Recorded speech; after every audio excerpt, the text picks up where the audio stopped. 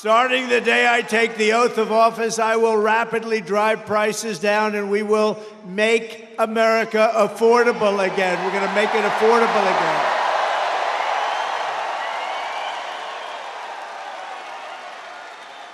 Under Kamala Harris and crooked Joe Biden, the American dream was dead, and it is dead. It's dead as a doornail. They'll never bring it back unless we win. If we win, we're going to have the American dream alive, all for your beautiful children, your grandchildren. We'll have the American dream. We'll be back with us. She destroys everything she touches.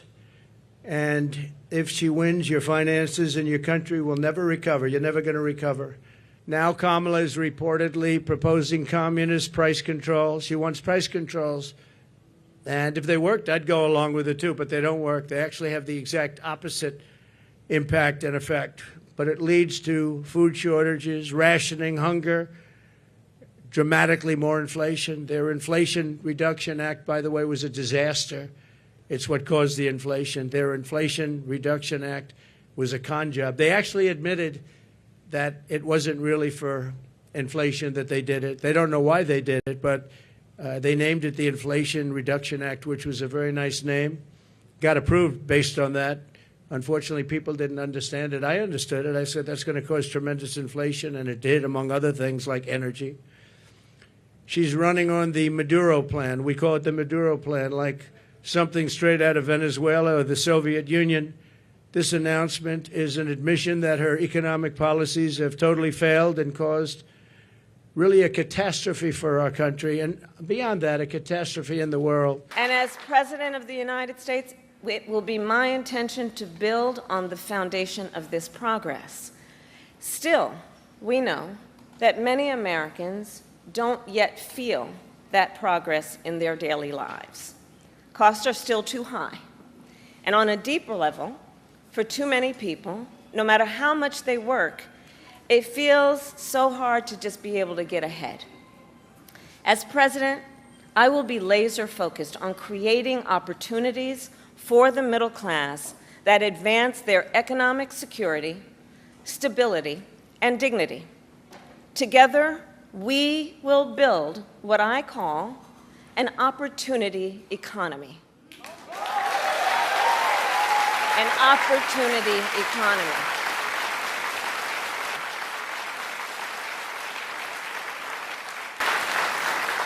And key to creating this opportunity economy is building up our middle class. It is essential. The middle class is one of America's greatest strengths. And to protect it, then, we must defend basic principles, such as your salary should be enough to provide you and your family with a good quality of life.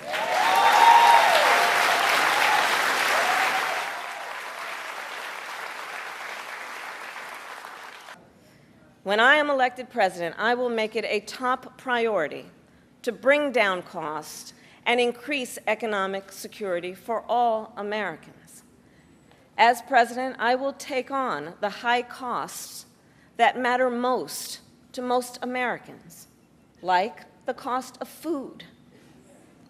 We all know that prices went up during the pandemic when the supply chains shut down and failed. But our supply chains have now improved, and prices are still too high. A loaf of bread costs 50% more today than it did before the pandemic.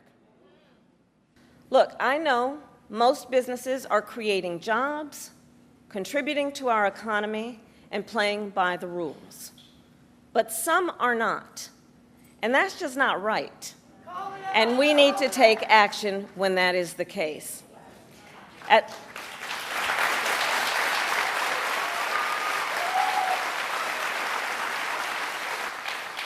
Now compare what Donald Trump plans to do.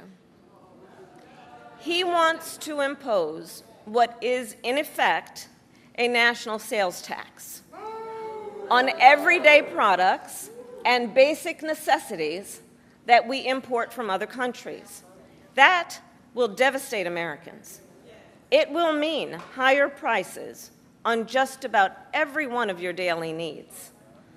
A Trump tax on gas, a Trump tax on food, a Trump tax on clothing, a Trump tax on over-the-counter medication. At this moment, when everyday prices are too high, he will make them even higher.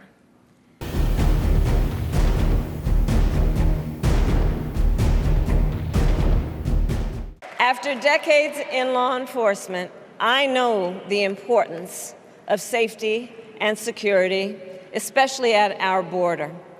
Last year, Joe and I brought together Democrats and conservative Republicans to write the strongest border bill in decades. The Border Patrol endorsed it. But Donald Trump believes a border deal would hurt his campaign. So he ordered his allies in Congress to kill the deal.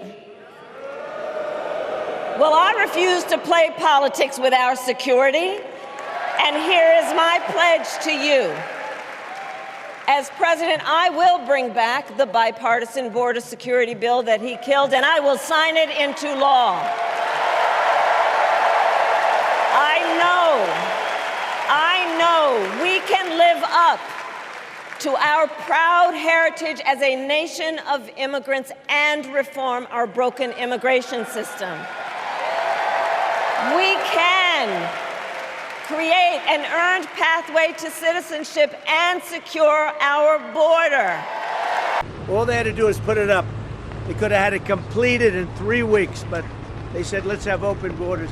Now she said, she came out and she said last night, oh, we have to have a border. Her whole life is about open borders. And if they win, there's no border. We'll have 100 million people come in from the rest of the world. She doesn't know what she's doing. She's the worst vice president / border czar. She was the border czar. All of a sudden she's saying she's not. I don't want to get you in trouble. But she's the border czar. All of a sudden she's saying I'm not the border czar. You know why she says that? Because there's never been a border in the whole world that's leaked like this border, with all those millions and millions of criminals coming through. Many of them are criminals, hardened criminals.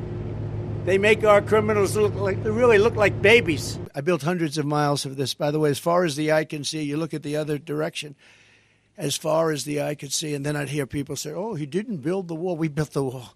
We built much more than I was anticipated to build. Kamala says she wants to talk about the future. No, these people want to go back to the safe past. We don't have a future with open borders and all of the other problems this country has. The choice is simple. Kamala's mass amnesty of criminals or President Trump's mass deportation of criminals. I think that's pretty easy.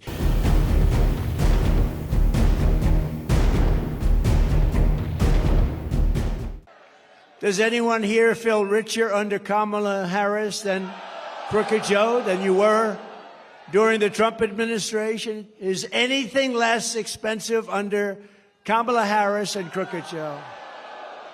I mean, we had inflation that I don't believe we've ever had inflation like that. You can go back a long way. Are you better off now with Harris and Biden than you were with a person named President Donald J. Trump? Do you know him? He's a nice gentleman. Nice gentleman. With 4 more years of Harris, your finances will never recover. They're never going to recover. And the current tax deduction for a startup is just $5,000, okay? So then you got to make up the delta there. Got to figure out how you're going to do that. Not everyone has access to that kind of wealth and capital. So part of my plan is we will expand the tax deduction for startups to $50,000.